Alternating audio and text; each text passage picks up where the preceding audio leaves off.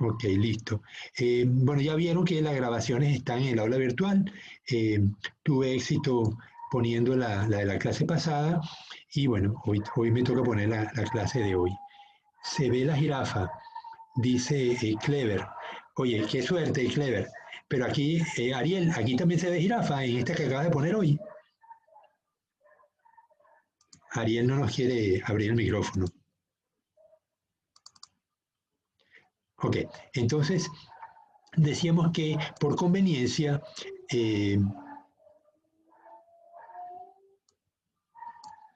para su estudio se los ha catalogado en 4 grupos, pero solo en los ciliados se considera que están relacionados filogenéticamente. Algunas ameboides tienen flagelos en algún momento de su vida y en este sentido estarían emparentados con los flagelados. Entonces, estos grupos que se forman son hasta cierto punto artificiales, pero por lo menos los organismos comparten ciertas características y permiten su estudio. Eh, ¿Por qué la importancia de los flagelados? ¿Ustedes tienen algún, de los flagelados, de los protozoarios, tienen alguna, pueden esgrimir algunos elementos para que nos permitan saber por qué tenemos que estudiar esto particularmente, que son difíciles de estudiar por su pequeño tamaño, pero qué importancia revisten para la humanidad?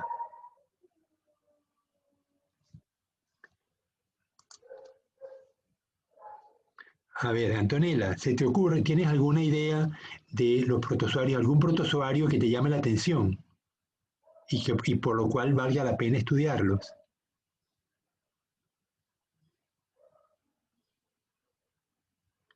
Puede ser porque forman parte de la cadena alimenticia, como el fito y el zooplancton.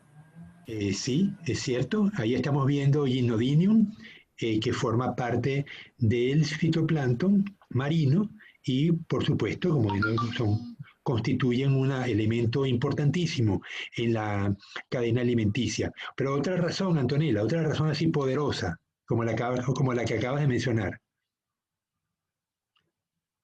¿Conoces alguno que sea parásito o alguno que sea comensal?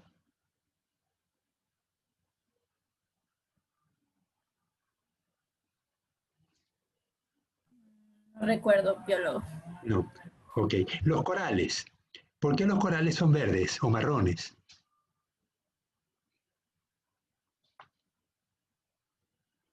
Antonella, los corales son blancos. El color de ellos, de los celenterados, son blancos en general. Pero algunos son verdes, otros son azules, otros son marrones. ¿A qué crees tú que se debe ese color tan curioso? ¿Estarán asociados con algún protozoario? Sí, Ajá. Ok. Están asociados con dinoflagelados, solo que dinoflagelados que no tienen flagelo. Bien. Entonces, aquí estamos viendo en esta imagen algunas formas. Vemos 2 flagelados, un dinoflagelado y una euglena, aquí a la derecha. Vemos un heliozoario al medio, que es un ameboide. Estos que ven allí no son espinas, son pseudópodos que emiten el animalito por los huequitos que tiene en la teca. Abajo vemos un paramecio, que son protozoarios de vida libre, que suelen vivir en los charcos, son depredadores, ellos comen otros protozoarios, y arriba vemos un esporozoario. Los esporozoarios son animales terribles. Una de las razones poderosas para estudiarlos, sobre todo los esporozoarios, es que han matado a más humanos que todas las guerras juntas.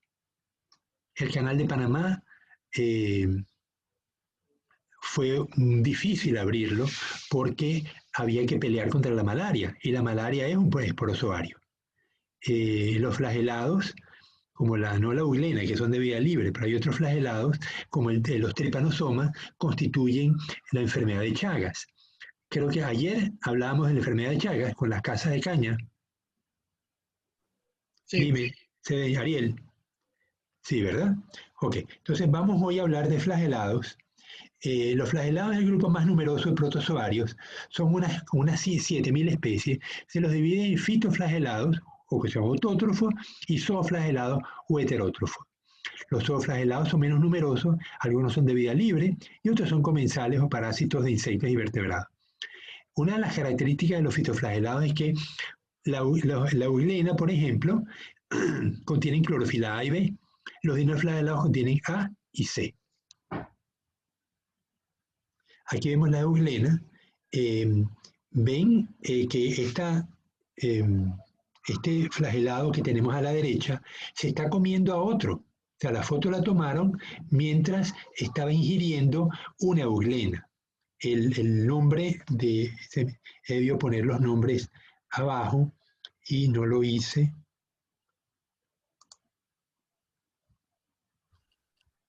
Biólogo, ¿puede retroceder a la diapositiva anterior, por favor? Sí, sí, ya. Se llama Paranema. Ok, ya que le voy a poner nombre a estos animalitos.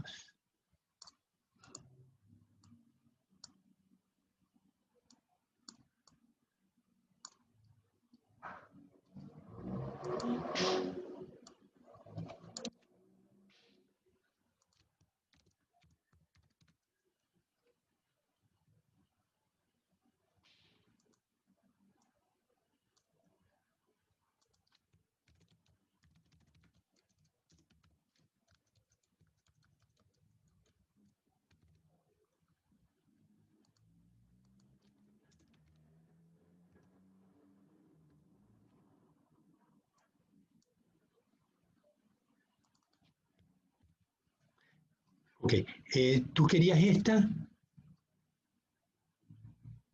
Dígame, señorita, que no pude ver su nombre.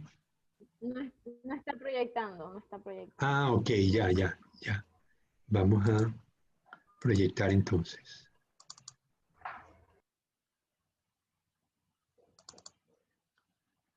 Ahora sí. Paola, dime si lo puedes ver. Sí, ahora sí se puede observar. Ok, entonces, Clamidomonas es un protozoario, un fitoflagelado de vía libre. Él tiene, vemos aquí la pared celular, la verdad que se ve bien mal. Vamos a ver si lo puedo poner más grande.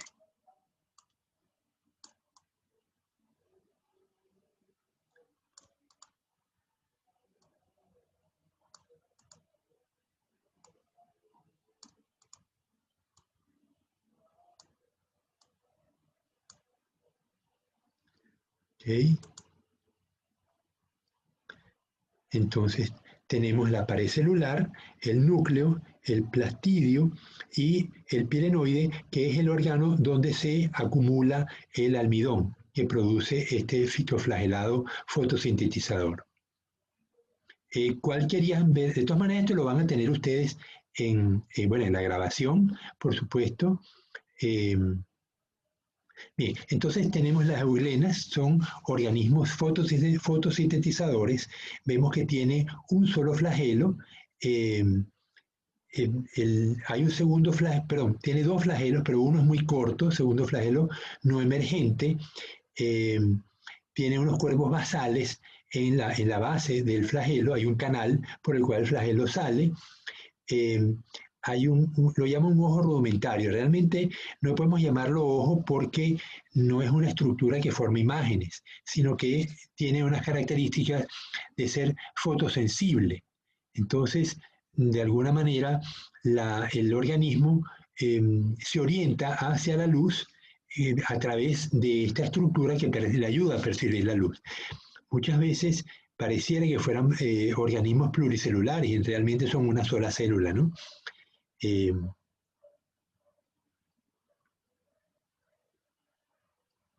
okay. El pirenoide acumula una especie de almidón que ya se llama paramilón y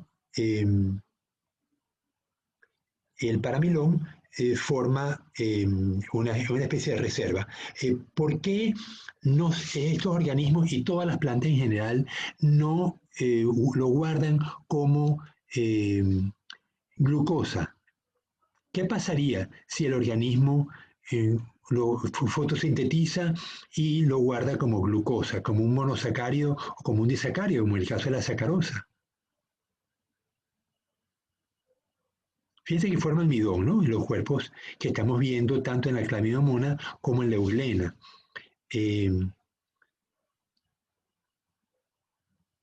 ¿No se les ocurre qué puede pasar si estos organismos fijaran el CO2, lo transforman en glucosa y lo guardaran como glucosa?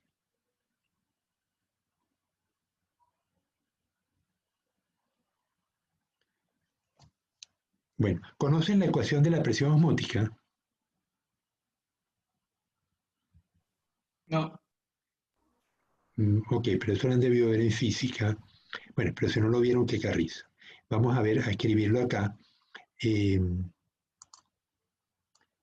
Seguro que la conocen porque es una ecuación universal. Presión por volumen, broma, tiene que estar en blanco.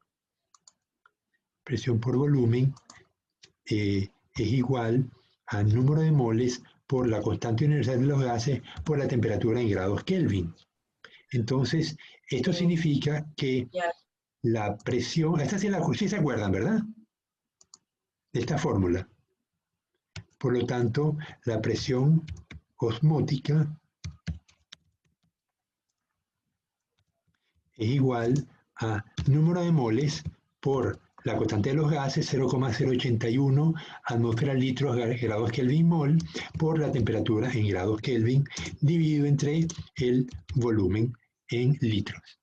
Entonces, esto significa que si a una temperatura determinada, la constante de los gases es una constante, por supuesto, y un volumen determinado, ¿de qué depende entonces la presión osmótica? El volumen determinado, la temperatura determinada, la constante, por supuesto. Me queda entonces, ¿cuál es la variable que me puede hacer variar la presión osmótica? Antonella, ¿la estás viendo?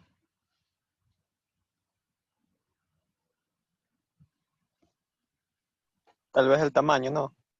No, es la fórmula. Vean la fórmula.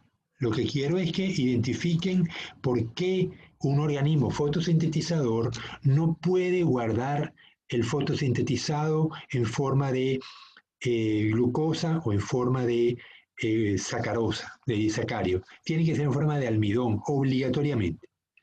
Y la razón es la presión. La razón es, disculpa, habla duro. La presión. La presión osmótica, pero la presión osmótica, ¿de quién depende? Si la temperatura está fijada y el volumen también, ¿de quién va a depender la presión osmótica? Mira la fórmula, ¿qué te quedó que no hemos mencionado que puede variar? El número de moles. El número de moles. Entonces, algo que siempre me ha maravillado en química es que la presión osmótica que causa una molécula de proteína, que puede ser del tamaño de la habitación donde están ustedes, o una molécula de cloruro de sodio, que es el equivalente a la punta del bolígrafo, causan la misma presión osmótica. Porque la presión osmótica depende del número de moles y no del tamaño de la molécula. Entonces, si la molécula de si la euglena que vemos aquí guardara como glucosa, por cada mol de glucosa, la presión osmótica subiría. Pero ella lo que hace es que empaqueta la glucosa en muchas glucosas y la empaqueta como lo llamaron aquí, paramilón.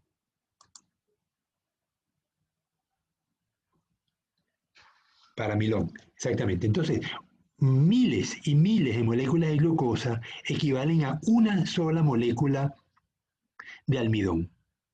De esa manera, la presión osmótica que causa el almidón es muy baja.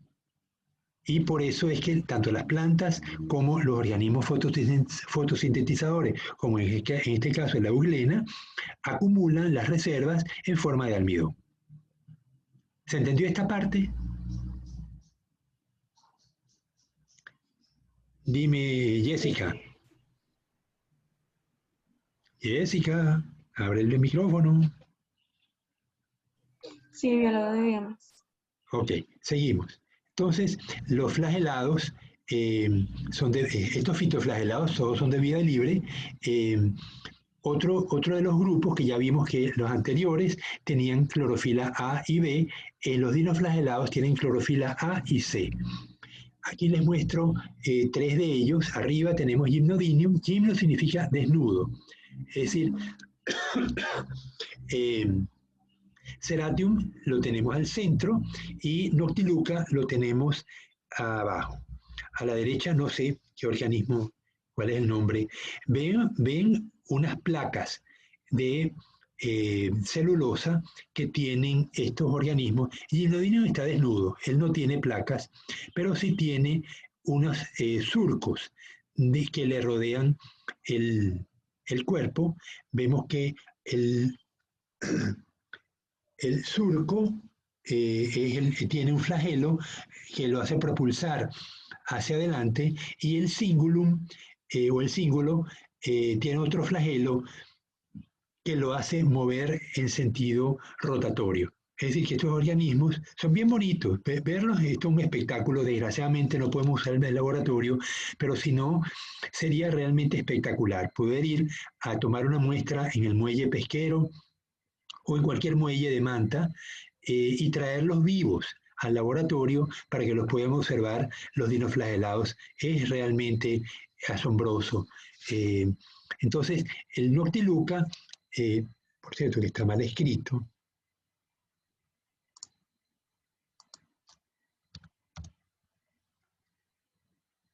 ahorita no se los voy a pasar, pero a lo mejor ustedes lo han visto.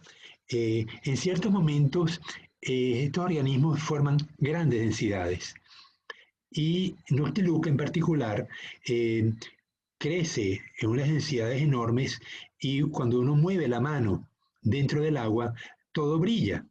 De hecho, el bote va avanzando y deja una estela luminosa, impresionante. Inclusive cuando sube la marea y deja los Noctilucas sobre la arena y uno camina, los pasos se van marcando, porque cada vez que uno pisa la arena, pues se marca una estela de luz. ¿No lo han llegado a ver? Paola, ¿lo has podido ver esto alguna vez? Uno de estos fenómenos de crecimiento elevado de dinoflagelados en la playa. No lo pude escuchar porque tuve una emergencia y salí corriendo y recién llegué. Ya, bueno, no, te pregunto, Paola, si alguna vez has estado en la playa y cuando la ola rompe de noche y la ola rompe se forma una estela de luz impresionante. Sí, he apreciado. Ok, esa estela de luz son Noctilucas, es un dinoflagelado que lo ven allí con su flagelo y él crece enormemente y produce luz. Claro, para que la luz la podamos ver, tiene que haber muchos de ellos, porque si hay poquitos, pues simplemente la cantidad de luz que produce no es suficiente, no nos damos cuenta. El que está arriba es un organismo que constituye un problema severo, porque ellos, ya como estamos de tiempo, bueno, si no simplemente seguimos el martes. ¿Qué hora es? Falta un cuarto de hora. Los dinoflagelados pueden ser como Ceratium, que no causa mayor inconveniente, y otros como Gymnodinium, que pueden causar toxicidad. Es decir, ellos producen unas sustancias químicas que le confieren toxicidad a los organismos que se los comen. En este caso pudieran ser concha prieta, o pudieran ser ostras, no otros peces, pues los peces no son filtradores a tal extremo, pero los copépodos sí. Los copépodos pueden comer dinoflagelados y los peces pueden comer copépodos. Entonces, por difusión a lo largo de la cadena trófica, los organismos se pueden contaminar y de esta manera adquirir toxicidad. El problema que tenemos es que estas sustancias tóxicas no se ha descubierto todavía el antídoto. Entonces hay que mantener al paciente vivo en un respirador. En México, en el congreso que tuvimos, el que terminó el viernes, la última conferencia, que se las voy a suministrar tan pronto el decano me permita saber dónde se colocó. Vamos a ver los programas que tuvo México y cómo se desarrollaron para control de dinoflagelados tóxicos y por la cantidad de gente que muere producto de estos organismos. En los países donde suelen surgir toxicidades, pues hay que tener un control muestreando el agua de mar a lo largo de las costas En Venezuela el control más estricto lo hacíamos en la época de lluvias, eh, porque sabíamos que cuando llega la época de lluvias, eh, el sustrato, el suelo, se lava y van una cantidad de elementos que estaban retenidos en el suelo, pero ahora van a ir al mar. Algunas de estas cosas se sospecha que son vitaminas que determinan que los quistes, estos animales enquistan, y cuando enquistan pierden el flagelo, eh, y cuando llega una época adecuada, pues rompen el quiste y empiezan a dividirse. Pero si la división es exagerada, pues le dan color al mar y pueden constituir las mareas rojas. La marea roja no necesariamente es roja, puede ser blanca, puede ser marrón. Las que yo he visto en Venezuela eran como si un camión cargado de café se hubiera volcado y derramó el café en el mar. Entonces ustedes se imaginan que el mar que uno usualmente lo ve o azulito o verdecito, de repente ve ese color café recién hecho y ya sospechas que algo está pasando allí, que eso no es normal, y cuando uno se acerca a tomar una muestra, ves los enormes miles y miles de dinoflagelados moviéndose con los dos flagelos que estamos viendo aquí.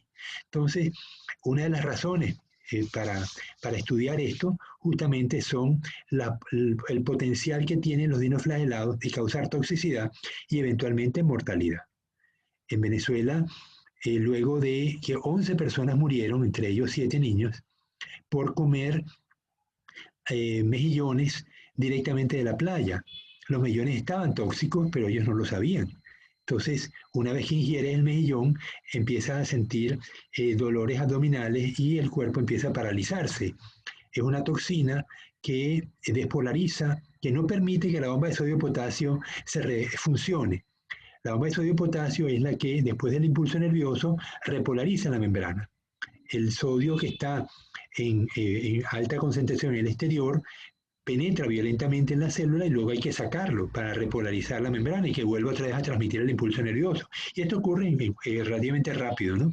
Pero si la toxina impide que la bomba de sodio y potasio funcione, pues la persona se va paralizando. Y cuando se le paralizan los músculos del pulmón, pues ya no puede respirar y muere de asfixia.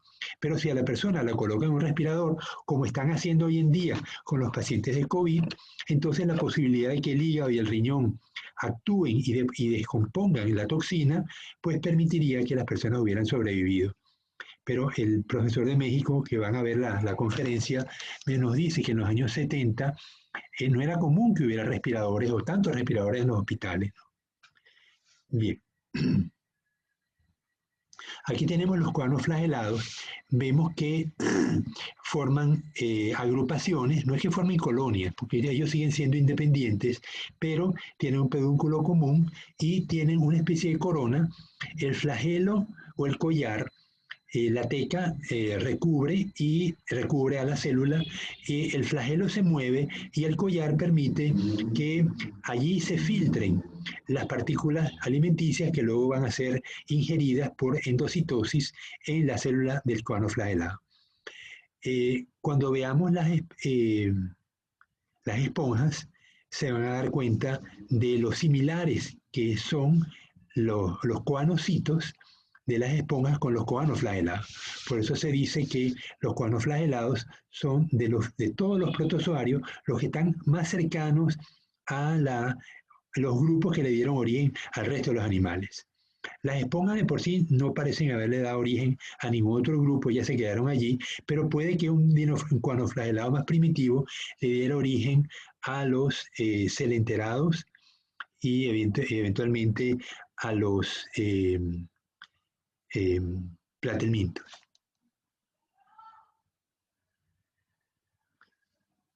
Ya va un segundo.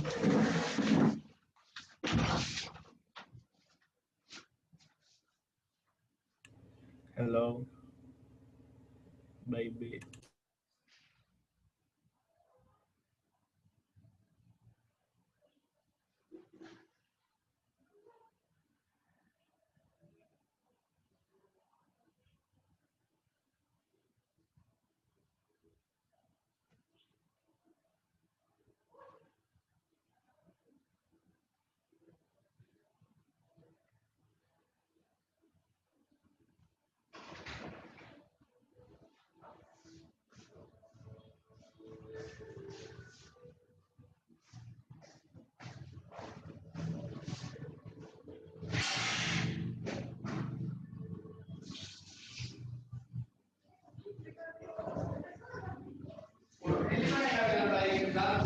Ya, yo voy a tener una clase. Ok.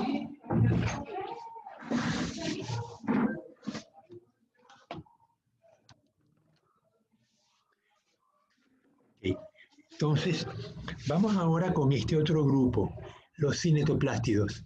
Este es otro de los grupos terribles, ¿no? Entre ellos está la leishmania, que lo están viendo aquí, y el paramecium, quiero decir el trypanosoma. Ya habíamos hablado en la clase pasada de estos flagelados que son parásitos de insectos y de vertebrados y tienen ciclos de vida complejos. Ellos, una parte vive en el intestino del insecto y otra parte viven en el torrente sanguíneo del vertebrado. El problema que tenemos con ellos es que en el hospedero definitivo, el vertebrado, se alojan en órganos como el riñón, el hígado, el corazón, o inclusive algunos pueden alojarse en el líquido cefalorraquídeo. Y de esa manera, pues, provocan una degeneración del tejido. En particular, en el caso de la leishmania, provoca unas ulceraciones en la piel muy fuertes. Algunos de estos flagelados causan la enfermedad del sueño, porque afectan el líquido cefalorraquídeo y va degenerando las células cerebrales. Y provoca la enfermedad del sueño. La gente tiene somnolencia, pero eventualmente termina en demencia. Estos animalitos tienen una membrana ondulante conectada al flagelo. Vemos el núcleo, la mitocondria y el cinetoplasto. El cinetoplasto está muy pegado a la mitocondria y seguramente la energía del movimiento del flagelo deriva de esta mitocondria. Pero vean el tamaño de la mitocondria. Empieza en un extremo y termina en el otro. Normalmente las mitocondrias que estamos acostumbrados a ver son mitocondrias más de menores dimensiones. Esta es una mitocondria absolutamente enorme, ¿no? Estos animales se reproducen casi siempre por fisión binaria. El flagelo se divide en dos, el centríolo también, y progresivamente los distintos organelos se van dividiendo y luego se forman dos individuos con las respectivas estructuras. Los pluriflagelados. Las chicas se darán cuenta que Trichomona vaginalis ya está diciendo dónde vive. Es un flagelado que vive como parásito en el humano, tanto en hombres, en la uretra del hombre, como en la vagina de las damas. A la derecha tenemos Trichoninfa campanula del intestino de las termitas y de las cucarachas. Estos organismos, fíjense que tienen muchísimos flagelos. Tiene la particularidad de que funcionan como simbiontes. Las termitas no son capaces de digerir la madera. Ahí se evacúa con partículas de madera en el citoplasma posterior. La termita, ¿qué es lo que hace? Ella muerde la madera y la transforma en partículas pequeñas. Luego, el flagelado lo que hace es que la ingiere por endocitosis o por pseudópodos y la incorpora como vacuola digestiva y luego expulsa los elementos nutritivos hacia el hospedero. De tal manera que hay un organismo, una situación de mutualismo entre el flagelado y el hospedero. Si tuviéramos termitas o cucarachas, lo que pasa es que usualmente a los estudiantes no les gusta trabajar con cucarachas, pero uno lo que hace es que toma la cucaracha y les trae el intestino, lo coloca con un poquitico de agua o líquido Ringer en un portaobjeto y lo pone con un cubreobjeto al microscopio y se pueden ver el montón de flagelados o de organismos que viven en el intestino de la cucaracha. Muchos de ellos pues son simbiontes. Ok, para concluir, me quedan 5 minutos. La reproducción asexual de Buslena, ya les había mencionado que lo primero que se divide es el flagelo, se forman, ella tiene dos flagelos, uno dentro del surco y otro largo que se proyecta fuera de la célula. Los dos flagelos se dividen y posteriormente el surco se divide, el núcleo también, igual que los organelos, y se comparten entonces con las células hijas. O sea, la reproducción asexual es la norma en la mayoría de los protozoarios. En algunos casos tenemos reproducción sexual con isogametos y en Volvox, que es un flagelado fotosintetizador que forma colonias, es uno de los pocos donde hay anisogamia, es decir, las células germinales forman espermatozoides y óvulos con dimensiones distintas. La mayoría de de los protozoarios que forman gametos son isogametos. Los dos tienen un tamaño similar. Bueno, entonces el deber que les quería asignar era que pudiéramos preparar un cuadro donde vamos a tener un conjunto de características que vamos a evaluar en cada uno de los 4 grupos. Eso se los voy a pasar a sus correos para que vayan rellenando el cuadro. Por favor, ya ustedes deben formar grupos de 3 estudiantes. Si hay alguno de 2, pues no hay grave problema. Pero necesito que se agrupen y reconstruyan el cuadro. O sea, se los voy a pasar a sus correos para que la semana que viene, para el miércoles, de tal manera que el martes todavía estamos viendo estas estructuras. La semana que viene vamos a ver los otros grupos que nos interesan, los ameboides, los esporozoarios y los ciliados. Bueno, ¿dudas, preguntas? Denise está entrando. Sí, profe, el grupo es para hacer... Eri, no se oye. Abre el micrófono. Dime. Ahora sí, el grupo es para hacer la tarea. Sí, el grupo es para hacer la tarea.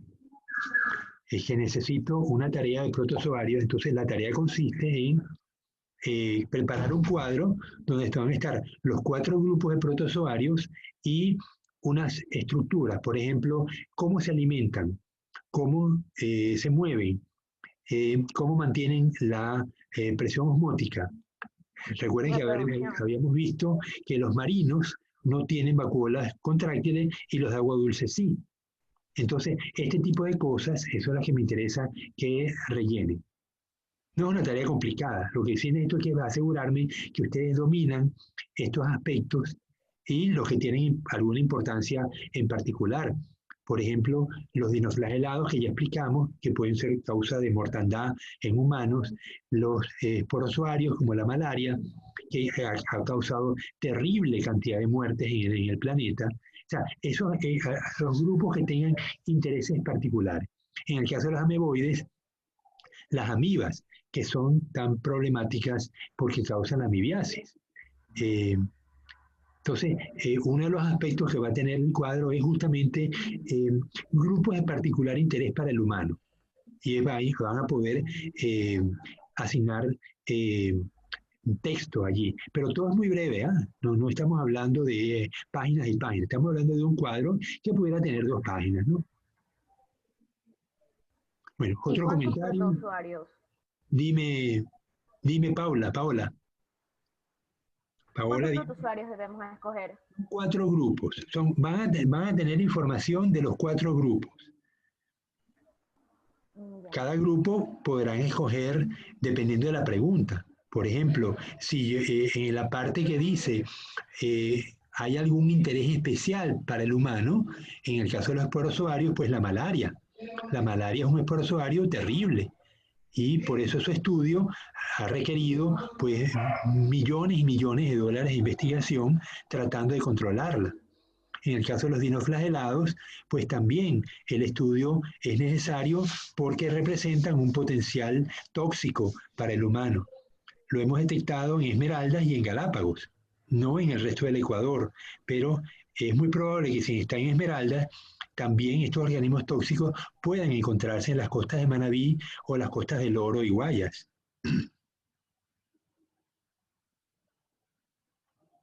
Bueno, otro comentario.